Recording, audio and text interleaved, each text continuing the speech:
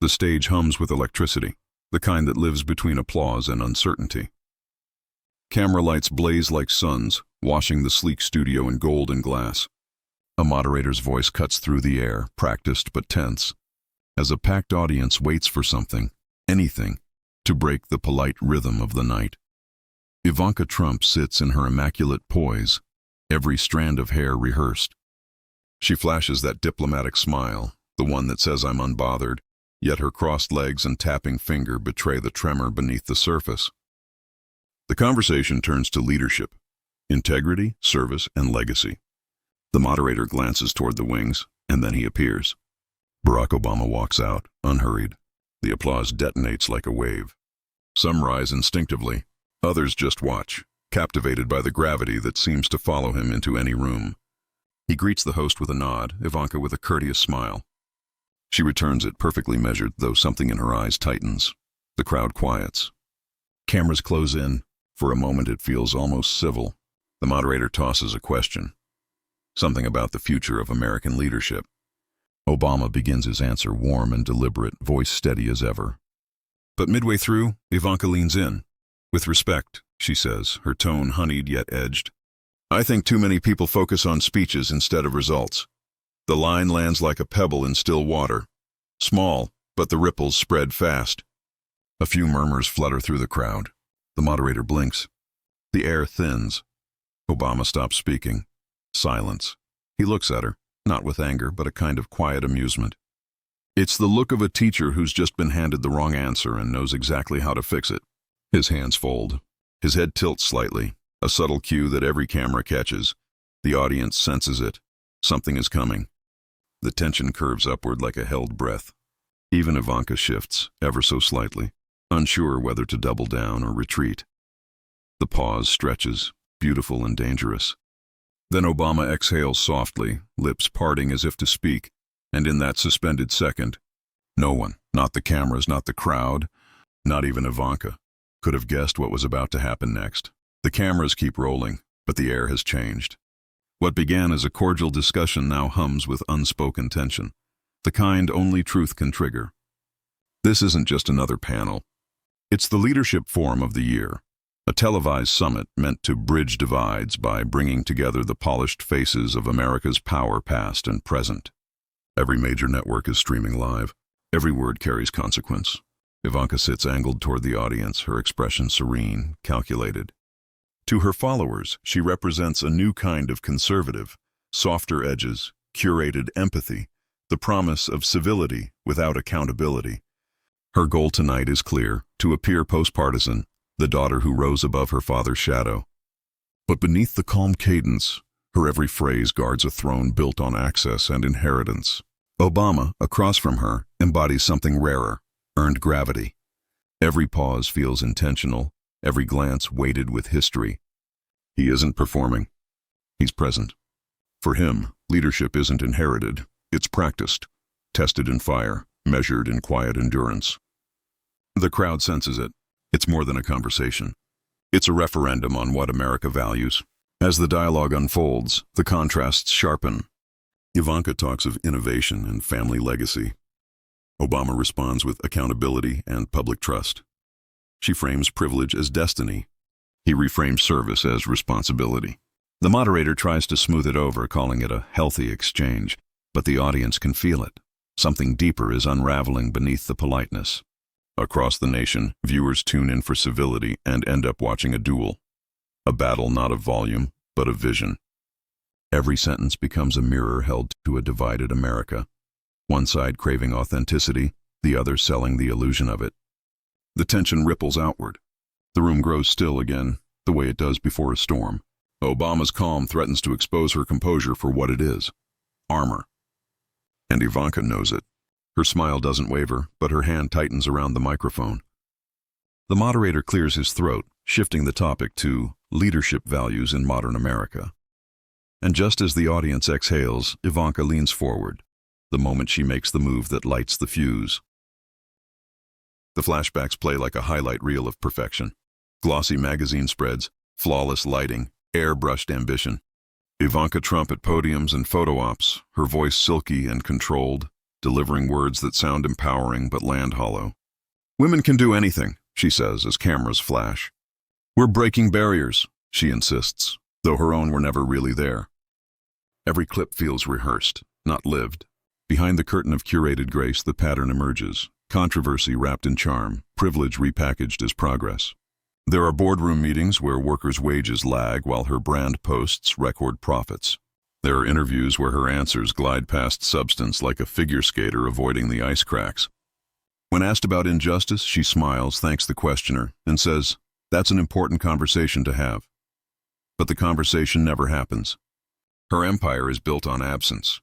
The absence of accountability, of discomfort, of risk. The perfect image depends on selective silence, and yet that silence speaks volumes. It's the language of those who mistake access for achievement. Still, it works. For years, media outlets praised her as the calm voice of reason inside a chaotic administration, a diplomat in designer heels. She knew how to look above it all. But looking calm is not the same as being clear. When she faces Obama on that stage, she brings that same confidence, the belief that charm and civility can substitute for depth. To her, it's a conversation about optics. To him, it's about obligation. She sees a brand opportunity. He sees a moral one. And that's why the clash matters. She isn't cruel, not even particularly cunning. She's a product of insulation. The world has always applauded her effort to appear polished, not her ability to be truthful. So when she leans forward that night, challenging one of the most eloquent and self-aware figures in modern politics, it isn't strategy, it's reflex. Ivanka mistakes composure for wisdom and applause for understanding. What she doesn't see, what she can't see, is that her words are about to collide with someone who's spent his life earning what she's only inherited. And as the cameras tighten their frame, she doesn't realize she's walked straight into a masterclass, one that would dismantle her argument in seconds. The screen fades from Ivanka's polished calm to a quiet hum of memory.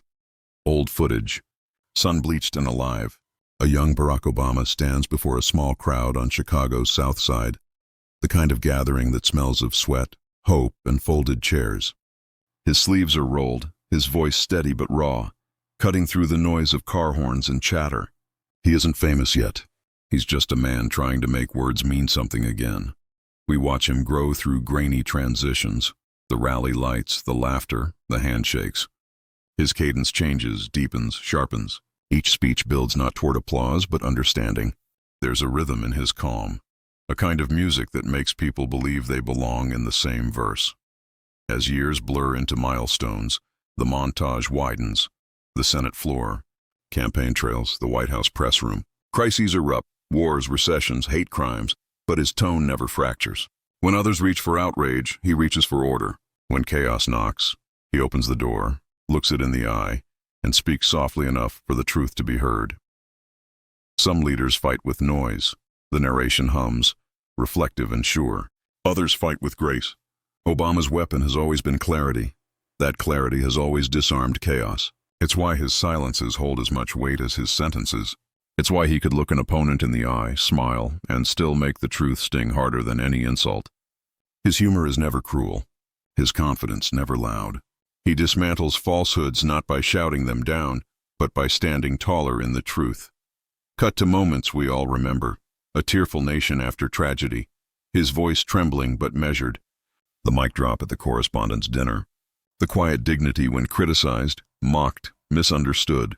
Each clip is a portrait of endurance without bitterness. He never fought for the optics of being right, only for the responsibility of being decent. And that's why this clash on live television carries such gravity. It's not about politics anymore. It's about posture. The difference between someone who's performed composure and someone who's earned it. Obama has walked through storms that would have swallowed lesser men. He's faced mockery, conspiracy, and cynicism, yet never surrendered his tone. Even in opposition, he searched for light. His restraint became his rebellion, proof that power doesn't have to shout to be felt. So when Ivanka, polished and proud, decides to test him in front of millions, she's not stepping into a debate. She's stepping into a tradition of truth that predates the moment, a rhythm she can't quite hear. Because his calm isn't emptiness, it's legacy. It's every late night spent crafting words that could heal instead of harm. Every insult absorbed so that others might rise above one. Every time he chose grace when the world demanded rage. And now, under the glow of studio lights, that legacy is about to speak for itself. Ivanka thinks she's challenging a man. She's actually awakening a movement, the quiet confidence of those who've built themselves from the ground up. And when she tries to use charisma against character, the result is instant and unforgettable. Back to the glare of the studio lights, the hum of cameras, the expectant crowd, the electric quiet before something breaks. Ivanka leans into her microphone, her smile precise, her tone honeyed but edged with certainty. With respect, she begins, each syllable polished to perfection. I think sometimes people focus too much on speeches, and not enough on results. A low murmur ripples through the audience, that kind of collective exhale when everyone senses a line has been crossed, but no one dares to name it. The moderator freezes, eyes darting between them. For a moment, even the air feels still. Obama doesn't rush to respond. He lets silence do the heavy lifting. That signature pause, calm, deliberate, alive with meaning. He gives the words space to echo, to reveal their own shallowness. Then, with a faint smile tugging at the corner of his mouth, he chuckles. It's not laughter at her. It's laughter at the irony. He leans forward, elbows on the table, posture relaxed but gaze sharp. The room tightens around him. The camera pans across the audience. Someone whispers, "Uh-oh." Another leans closer, sensing what's coming. Obama's eyes lock on Ivanka's, kind but unwavering. "You know," he says softly, "I've always believed that real results begin with what we choose to say, because words shape the world we build. If you don't understand that, you end up mistaking silence for strength and branding for progress." The crowd shifts. A murmur, then quiet again. The tone isn't angry. It's surgical. He's not debating, he's teaching, and she knows it. Her practiced smile falters, just slightly, as he continues, his voice measured, his rhythm steady. Speeches don't replace action, he adds. They reveal who's ready to act when it matters. He doesn't need to raise his voice. Every syllable lands like a pin drop in a marble hall. The moderator exhales. The tension breaks just enough for applause to build. Hesitant at first, then rolling, unstoppable. Ivanka adjusts her posture, forcing composure. But the damage is done, because in less than half a minute, Barack Obama does what few can. He redefines the entire conversation. Obama doesn't raise his voice. He never needs to. The room, once a swirl of chatter and shifting energy, now feels suspended in air. He folds his hands lightly on the table, gaze steady, tone even, as though he's explaining something simple, something obvious. "You know," he begins, "results do matter. But results without empathy, without accountability, don't last." A pause. The kind that doesn't invite interruption. The audience leans in, the quiet stretching like a held breath. Speeches don't just fill air, he continues. They fill silence. Especially the kind that power prefers to ignore. The words hang there, weightless and heavy all at once. In that instant, the veneer of the debate peels away. It's no longer about performance or optics or who sounds clever on television. It's about who actually sees the people not in the room. Then it happens. The crowd, almost in unison, erupts. Applause crashes through the studio, not polite or political, but instinctive. It's the sound of recognition. Obama doesn't flinch. He waits, lets the moment breathe. Then, with that unmistakable warmth, half humility, half authority, he smiles. "When you speak for people who've been told their voices don't count," he says, his tone soft but resonant, "that's not performance. That's service." The line detonates quietly, but not through volume, but truth. You can see it ripple across faces in the crowd, heads nodding, eyes glinting. Even the cameramen hesitate to cut away. Ivanka opens her mouth, searching for a lifeline, something to reclaim footing. But the air is gone. The applause rolls again, longer this time, and the moderator's instincts kick in. A polite cough, a shift in tone, a transition to the next question. The conversation moves on, but everyone knows it's over. The camera finds her face, a graceful smile, perfectly practiced. But the eyes betray recalibration, the mental arithmetic of damage control. She nods once, pretending composure, while beside her, Obama leans back in his chair, calm, gracious, effortless. He doesn't gloat. He doesn't need to. His silence after the moment speaks louder than any follow-up could. Because what he's done isn't a rebuttal, it's a reframing. In 31 seconds, he's reminded everyone watching what leadership used to sound like. Grounded, unflinching, guided by purpose rather than polish. The audience can feel it, that mix of awe and catharsis that only comes when someone restores the moral balance mid-spectacle. Obama isn't just defending himself. He's defending the idea that empathy and excellence can coexist, that grace can still win in an age of noise. By the time the applause fades, the story has already written itself. Commentators will call it a moment. Viewers will clip it, replay it, quote it. But in that room, it wasn't just a headline, it was a recalibration of tone, truth, and what it means to lead. And as the lights glare and the crowd hums again, one truth is undeniable. Obama just turned a jab into a masterclass on integrity, all in 31 seconds. But the exchange didn't end there. It was about to explode far beyond that room. It starts as a flicker, a short clip, grainy and uncaptioned, uploaded by someone in the third row. Within minutes, it's everywhere. The title alone pulls you in. Obama destroys Ivanka in 31 seconds. By nightfall, timelines blaze. X, TikTok, YouTube Shorts, all looping the same 31-second stretch like it's national theater. Hashtags climb in perfect sync. Obama 31 seconds. Grace wins. Ivanka reaction. Comment threads pulse with laughter, awe, vindication. Commentators jump in, dissecting tone, timing, the precision of his pause. Some frame it as a masterclass in restraint, others as the return of presidential composure. News. Anchors can't help but replay the eye contact, that calm, half-smile that said everything without a single extra word. Late-night shows move fast. Monologues remix the moment, adding slow-motion cuts, audience gasps, orchestral swells. One skit reenacts it in mock courtroom style. Exhibit A, dignity. The crowd roars, and yet beneath the humor, something deeper resonates. Social media, that chaotic pulse of collective opinion, begins to converge, not around mockery, but moral instinct. Millions watch, comment, share. This, one post reads, is what leadership used to feel like. Another, he didn't attack. He reminded. Then come the memes, split screens, Obama's subtle smirk beside Ivanka's frozen smile. Captions read, when confidence meets consequence, but it's not cruelty, it's balance.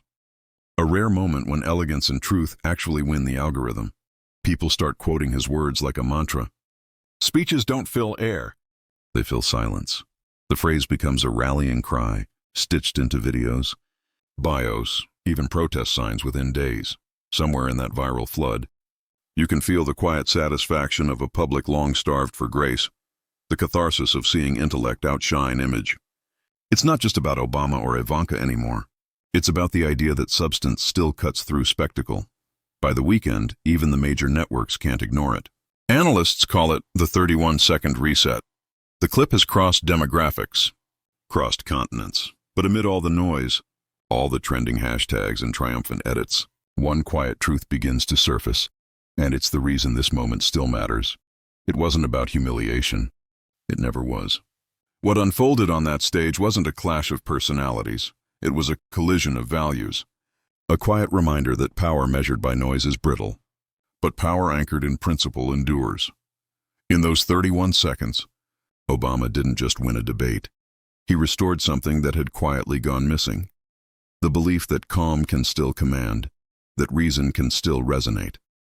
His words didn't need to wound. They needed to clarify. And they did, because what that revealed was simple, and yet profoundly rare. Dignity doesn't need volume. Intelligence doesn't crave dominance. True leadership doesn't perform. It listens, reflects, and responds with purpose. In a culture obsessed with spectacle, he proved that restraint can be revolutionary. You could feel it in the silence that followed his words. Not emptiness, but recognition. It was the collective exhale of a country weary of shouting, remembering what composure feels like. He didn't silence his opponent. He elevated the conversation itself. Because the loudest person in the room, the narration seems to echo, isn't always the strongest. Sometimes it's the one who lets silence speak. And in that silence, something shifted. not just in the studio but in the minds of everyone watching, across timelines, dinner tables, classrooms. For a brief moment, the noise paused long enough for truth to be heard. This wasn't a partisan victory or a viral clapback. It was a statement that empathy is not weakness and decency is not outdated. That leadership at its best is still an act of service, not performance. As the replay faded, people weren't cheering just for Obama. They were cheering for the idea that words, when grounded in integrity, can still pierce through cynicism. That clarity still moves people more deeply than chaos ever could. And for anyone watching that day, the message was unmistakable. Truth doesn't shout. It simply stands. Obama destroys Ivanka. That was the headline. Sharp, sensational, built for clicks. But when the noise settled, the truth was softer and stronger. He didn't destroy her. He dismantled an illusion. The illusion that charm can replace conviction, that legacy can substitute for earned respect. What happened on that stage wasn't combat. It was contrast. A calm man holding a mirror up to a noisy world and reminding it what strength truly looks like. Because greatness isn't inherited, it's earned, not in the spotlight, but in the quiet courage to stay calm when the world rewards noise. That's what those 31 seconds meant. Not a takedown, but a truth revealed. A moment where clarity outshined cleverness and humility outlasted performance. And in that stillness, the crowd didn't just see Obama. They saw themselves. Or at least the version of themselves they still hoped to be. Grounded, unshaken, dignified. The camera fades to his steady smile. The same one that says, without words, it's not about winning, it's about meaning. So when people hit replay, again and again, it's not just to watch a debate. It's to relive a feeling, a moment of balance restored, a reminder that grace, when tested, still wins. And now the invitation turns outward. If you believe respect is stronger than arrogance, hit subscribe. If you believe truth doesn't need a title to stand tall, share this story. Join the movement that celebrates authenticity over applause, service over status, and courage over comfort. Because that's what this moment was really about. Not the spectacle of a destroyed opponent, but the triumph of composure in a world addicted to chaos. Soft piano swells. The image of the stage dissolves into a warm fade, the hum of applause lingering like memory. On-screen text appears, 31 seconds, one truth, infinite echoes. And as the final note fades, what remains isn't outrage, it's hope. The kind that reminds you that words, when chosen with purpose, don't just end arguments. They awaken something far deeper,